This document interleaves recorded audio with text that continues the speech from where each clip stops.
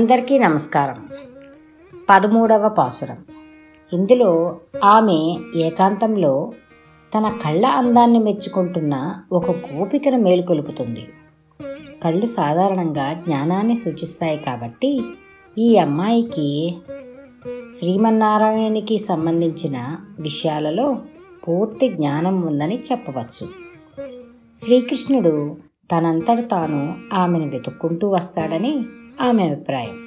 అరవిందలోచనుడైన శ్రీకృష్ణుని కళ్ళు ఆమె కళ్ళకి సరిపోతాయి.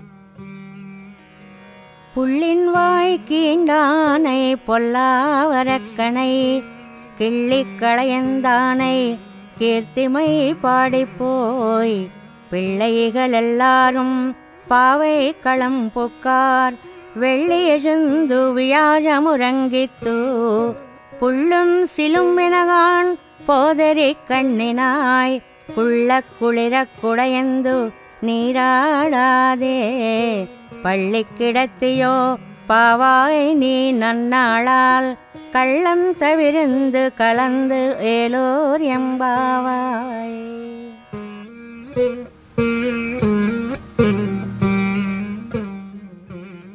దీని భావమేమనగా, పక్షి శరీరమును ఆవహించిన బకాసురుడి నోరు చీల్చిన శ్రీకృష్ణుని, దుష్ట రాక్షసుడగు రావణుని వధించిన శ్రీరాముని గానము చేయుచూ పోయి మన తోడి పిల్లలందరూ వ్రతక్షేత్రానికి చేరినారు.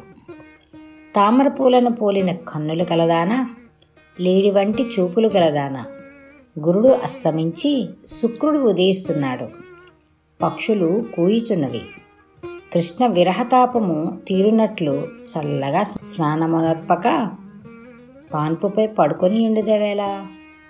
ఈ మంచి రోజున నీవు నీ కపటమును వీడి మాతో కలిసి ఆనందము అనుభవింపుము.